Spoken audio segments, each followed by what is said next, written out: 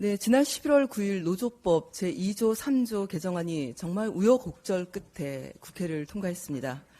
노사가 서로 배려하고 노동시장이 좀 더 평등해질 수 있는 기회가 된 것입니다. 그러나 경제 6단체는 기다렸다는 듯이 윤석열 대통령이 거부권을 행사해야 된다. 대통령 거부권 행사로 기업과 경제가 무너지는 것을 막아야 된다는 공동 성명을 발표했습니다. 대한민국 주권자인 국민을 대신해서 국회가 어렵게 통과시킨 입법안에 대해서 대통령 거부권을 악용하는 문제가 개탄스럽습니다. 어제 이종석 헌법재판소장 후보자 인사청문회에서도 거부권 문제에 대한 우려를 이야기했습니다. 1987년 민주화 이후 거부권 행사는 이명박 전 대통령 1회, 박근혜 전 대통령 2회, 문재인 전 대통령은 단 한 건도 행사하지 않았는데 임기 2년도 안 된 윤 대통령이 벌써 양곡관리법, 간호법에 이어 노조법과 방송 3법까지 거부권을 행사하는 이 사태는 명백히 권력 남용이고 헌법 유린 행위입니다. 대통령 거부권은 법률안이 우연적이거나 집행이 불가능한 상황에서만 발휘될 수 있는 권한입니다. 헌법과 국제 기준에 최소 기준을 담은 노조법 2조 3조 개정안에 대한 거부권 행사는 있을 수도 없고 행사되어서도 안 된다는 점을 우리 국민들은 너무나 잘 알고 있습니다.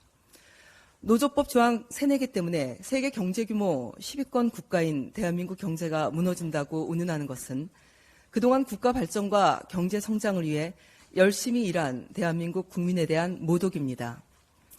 다시 한번 강조하지만 헌법이 특별히 개별적인 기본권으로 노동 3권을 보장하는 의의는 노사관계를 개인주의에 기초한 사적 자치 원칙이 아니라 국가의 기본권에 대한 적극적 보장 의무에 따라 단체주의를 보완한 노동법의 법리에 따라 대응하도록 명령하는 것입니다.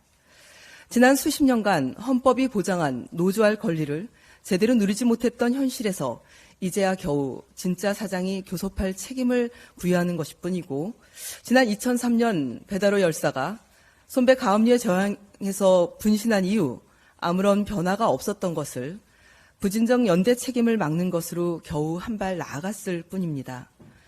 산업 현장이 초토화되고 국가 경쟁력이 추락한다며 호들갑을 떠는 윤석열 정부와 재계의 입장을 우리 국민들이 어떻게 볼지 참으로 걱정스럽습니다.